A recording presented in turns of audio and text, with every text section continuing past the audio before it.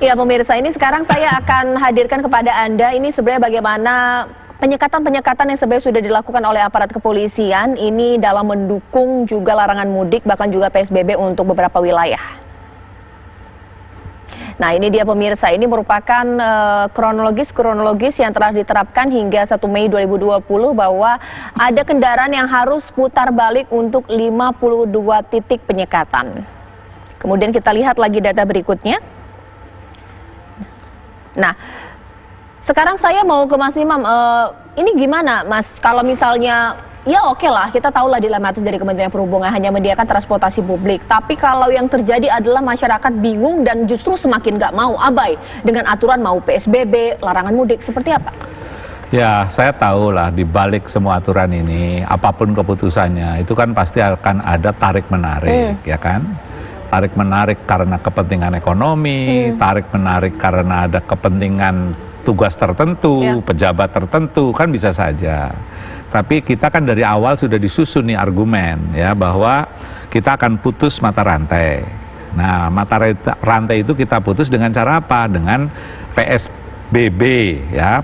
Pembatasan sosial berskala besar, aturannya sudah diatur, sudah ada polemik. Nah sekarang ada aturan mudik, ya kan? Tujuannya itu adalah orang mudik sangat mungkin kalau dalam perjalanan dia terpapar, terus diperkenalkanlah istilah orang tanpa gejala, hati-hati loh. Terus kemudian kalau nanti dia mudik juga akan lagi ada sanksi. Nah kan orang yang dalam pengawasan misalnya kan malah akan diisolasi. Itu semua udah disosialisasikan.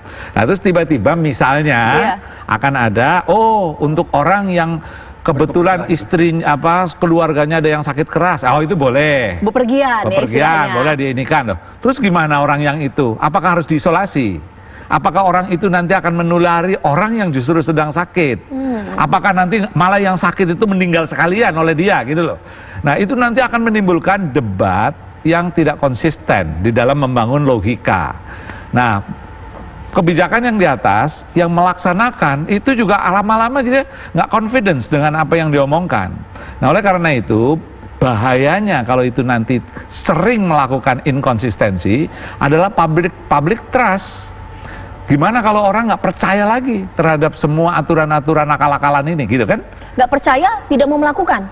Bisa dia tidak melakukan, bisa dia disobedience, dia nggak peduli, udah. Orang ini sebentar nih, ngomong ini A, sebentar lagi paling B, C, kayak gitu.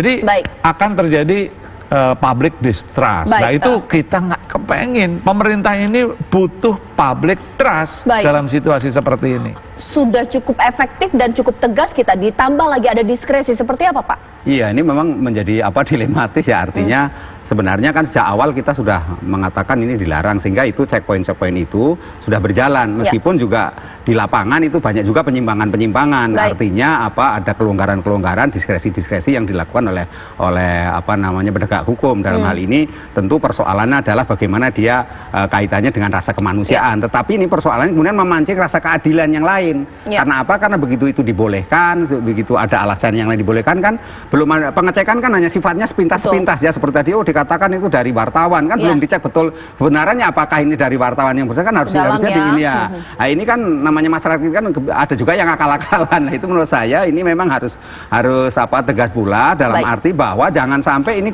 kemudian nanti lama-lama hukum itu diremehkan gitu. Aturan itu dianggap cemen, ngapain gitu ya. Jadi karena pemikirannya kemudian menganggap remeh. Nah inilah kemudian nanti persoalan nyambung ke Pak Imam tadi adalah mengenai soal public trust. Nah kalau ini lama-lama nggak ada penanganan yang secara baik, maka public trustnya jadi persoalan gitu. Karena apa? Karena jadi distrust kan gitu. Nggak percaya, apalagi yang harus dilakukan lagi gitu. Karena itu penegak hukum memang ini harus diberi kewenangan khusus dalam arti jangan kemudian berubah-ubah. Karena kalau berubah-ubah, nah ujung-ujungnya adalah masyarakat.